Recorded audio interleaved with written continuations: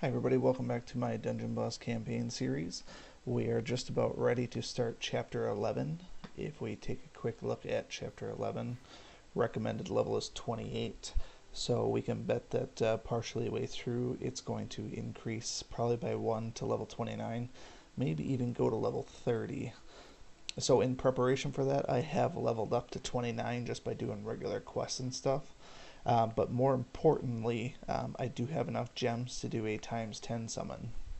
So just yesterday there was a all-star portal which had only like 7 or 8 different heroes in there, and they're all really great ones. So some people might be wondering, why didn't I do that one instead of what we have right now? And the reason being is, if we look at the current events, um, since I've played this before, I know a little bit about the mechanics, and I know that even though there was an all-star portal, it didn't say anything about guaranteed tokens or guaranteed unlocks. So while I might have gotten a few tokens of some of those really amazing heroes, it may have ultimately ended with me not really even getting an unlock. So I know this one here, I'm going to get a guaranteed Grognog unlock, which from my experience, I know Grognog is really good. His basic attack is 2 attacks, so just by having that, you're already, you know, a step up. So we're going to go ahead and do a times 10 summon, get our Grognog tokens here, and get the unlock. And then we will also see what else we get from that summon. So if we take a quick look here, hero drops, this is always important to look at to see if anything is ever changing in here. So there's a lot of heroes obviously that I could get, and a lot of them could be full unlocks as well. So we know we're going to get Grognog. If we're lucky, maybe we'll get Koros. I won't be able to ascend any of these guys anytime soon, but just having them on my roster is going to be super helpful. So let's roll it on this times 10, and then we'll see what we're going to get. So we get Grognog on the first one, which is pretty common there.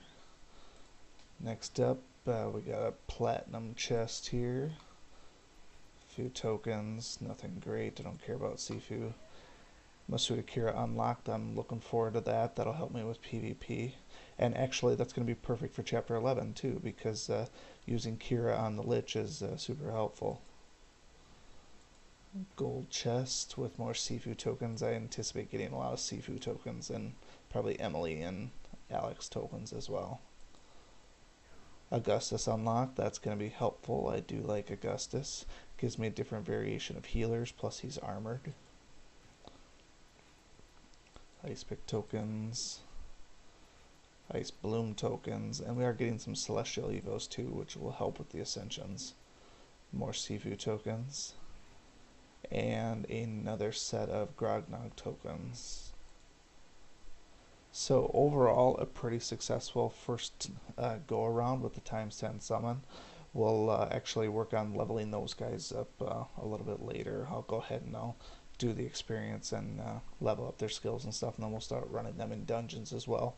Because now that I have a couple of 3-star heroes, I can use them to run through some of the dungeons a little bit easier, and then ultimately start farming some of those other tokens. So we'll see how that goes, and then like I said, we got Kira now, so level 11 or chapter 11 with Lich should actually pretty easy.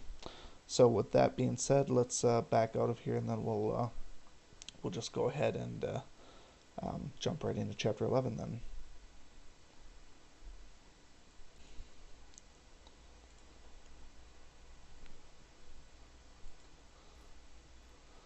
Alright, so we're going to start out with Undead Encampment, and because of the new heroes that I got, we are going to be bringing along Kira, and we're going to bring along Grognog, and then in the interest of making sure we play it safe, we're also going to bring our healer and our tank. We probably could go with Nimriel instead of William, and then just have a healer, or even throw Augustus in there if we want to get all 3-star heroes. But we're going to try and keep things safe to start with. I'm not taking any revive potions just yet. I don't feel like we're going to need those, being that I am 1 level above level, at least for this first one. And plus I have Kira in there as well. Because it is such a short dungeon, I'm not going to use his AoE right from the start, because I don't want it to be on cooldown. So we will just attack them. There's a nice thing about Grognog. Yeah. So as far as runes go, I put a bunch of precision runes and battle runes on Kira, and Grognog has all defensive runes except for one, maybe two battle runes. I just basically put the best of whatever I had laying around on him. But being that these guys are getting one shot, I'm feeling pretty good about this chapter here.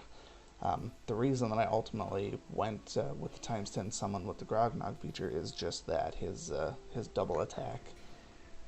You can't put a price on that, because it's basically like you have 5 heroes out here every single round.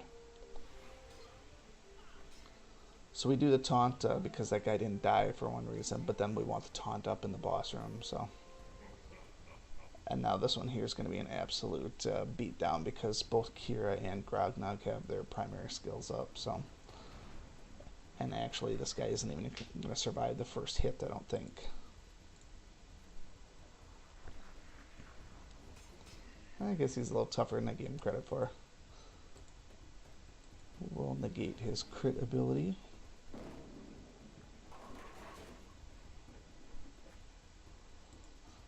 A little bit more opponent. He's got some strong defense apparently. Hopefully his attack isn't on the same level, which didn't look like it. Now he should be dead though.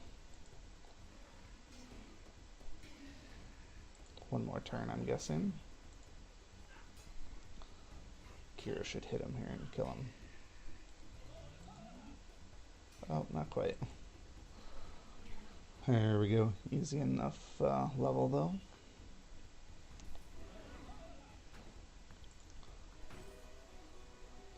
Let's see what we got for water rune there. I'm looking at running Grognog with all attacks, so if I get some nice precision runes, I might swap those out. Otherwise, eventually I'll just go and I'll start trolling around my other heroes and look to see where my precision runes are on the water runes. Alright, so green versus blue. We have some serious elemental disadvantages here. Level is still 28, and there's going to be a bunch of fast guys as well.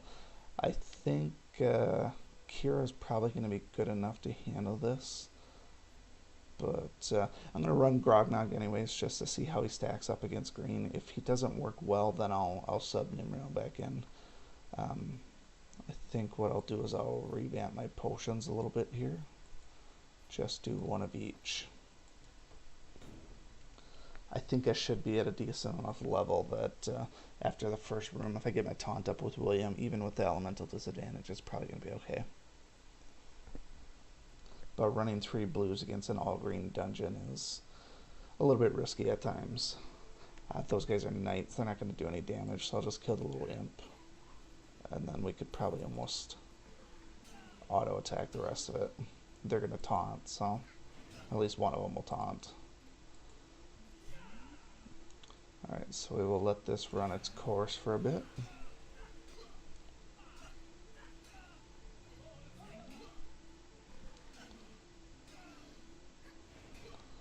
I tell you, if you have the opportunity to get Grognog, you definitely want to.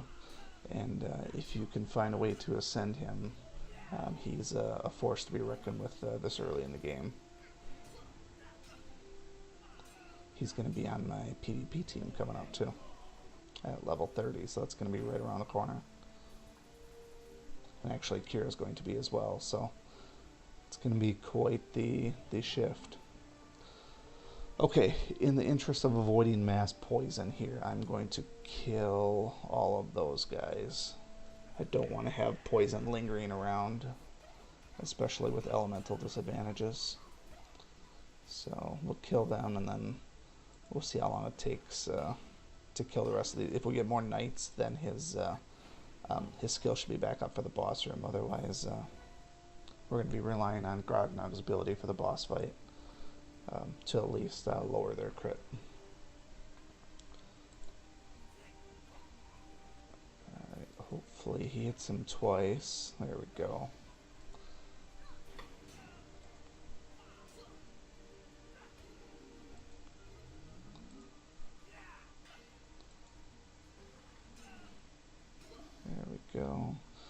And it's kind of a bummer. I should have put William first, but maybe she won't kill him.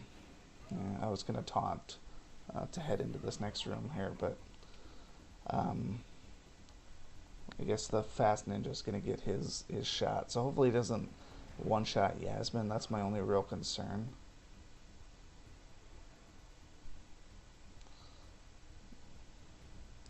Two turns until that's down.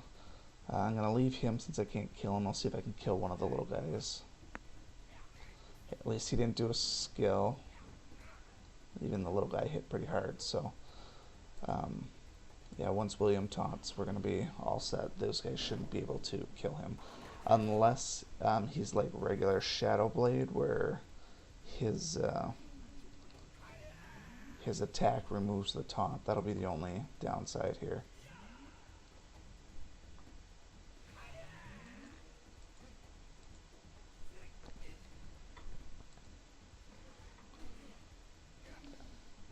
He doesn't really have many turns left, though. He shouldn't be able to kill me now. And he's toast. So that wasn't so bad, even with the elemental disadvantage.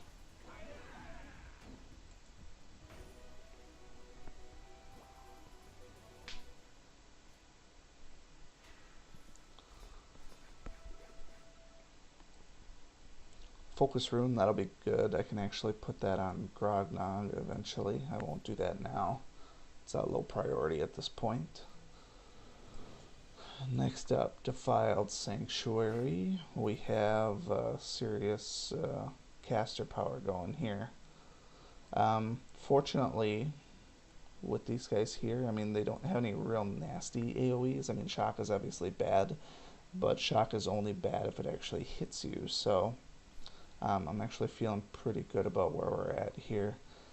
If I don't like where things go, I'll bring in Cobalt or Ella, but with the light and dark mechanics, with just the two of them in their elementals, I would tend to not bring those just because I don't want to run the risk of them all attacking one person. So we'll start out with one of these here and just see where things go, just so we can get a sense for how easy or difficult the dungeon is. And plus it's always decent on a longer run, see where the see how long it takes for the cooldown to come back. But without the elemental advantage, these guys are a lot weaker. Grognog and Kira are gonna probably be able to take out 3 of them almost every single turn. So these little mage guys, I would assume, are probably the more deadly ones. They're probably the ones more likely to cast an electric storm.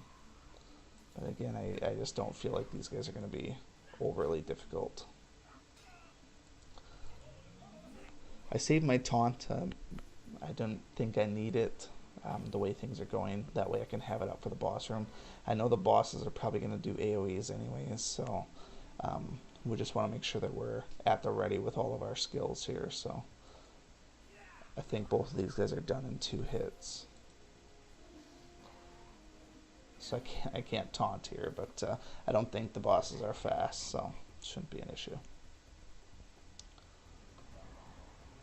So 2 little imps and 1 big imp. Start with this. This seems like it's going to be a lot easier dungeon than the last one.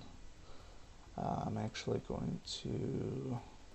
Yeah, we'll do this one first, and then I'll do the double attack on the next turn. I'm banking on the fact that he doesn't do an AoE on his first turn. Make sure I'm full health, which I am. And then next turn, if he is going to be still alive at that point, then I'll do the Guardian Strike, and that should help me out. But he's going to be pretty low, I think, with the double attack here. Yep, he doesn't stand a chance. Even with an AoE, he would need somebody to follow it up for shock damage, which he didn't even do, so Grognog will kill him himself. And there he goes. What's his name? Vetrix. He can go visit his buddy Yurishi. Alright, one more dungeon for this video, and then we will split it up into two sections like we always do. William got a level. I probably could update him a little bit. I don't think I've upgraded his skills for a little bit. I'll do that later, though. It's not a high priority. So we got 3 left here unlocked. We'll do Summon of Power yet, which is all blue. Blue against blue shouldn't be a problem. We got another one of these guys here. The first guy we had pretty decent defense, probably because he's 4-star, so I'm not overly concerned about it. We don't have elemental disadvantage, so should be able to cruise right through it.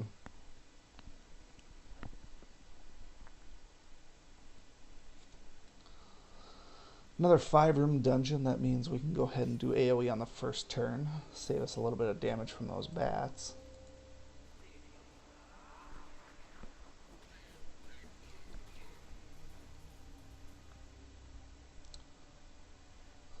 Alrighty, now we gotta start planning a little bit here. Kill the fast ones so they don't get an attack, and then double tap these guys. Yasmin's got Pwn Undead, and looks like William didn't quite cut it.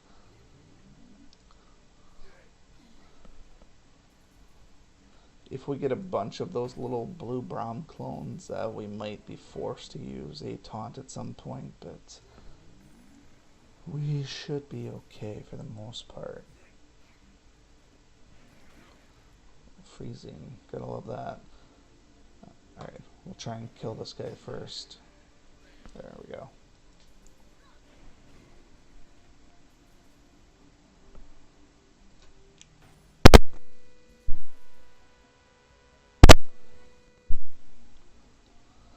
Okay, so the goal on this one will be to taunt on the end.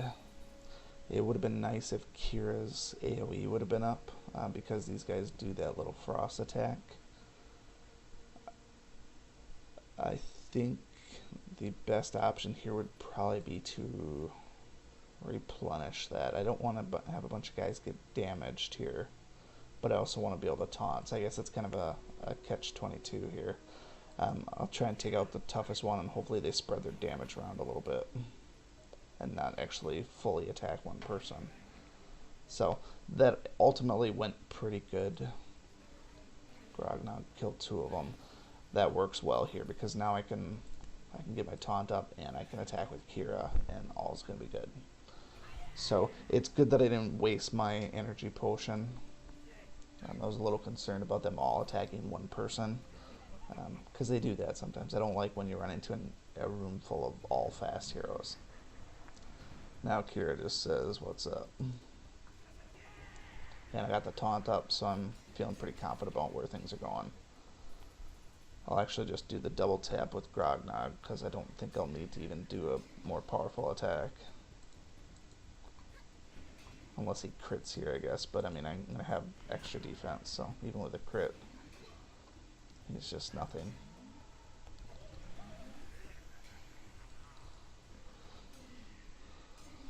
Utica the Forgotten is going to be forgotten. Down he goes. With nary a scratch to my team. Okay, so that's going to wrap up the first half of Chapter 11. We'll take a quick glimpse into the next level.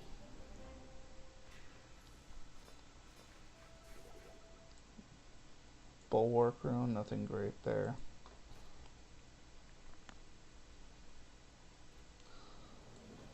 Okay, so as I suspected, it is an increase in level to 29, so that's about on par with what I was expecting to happen.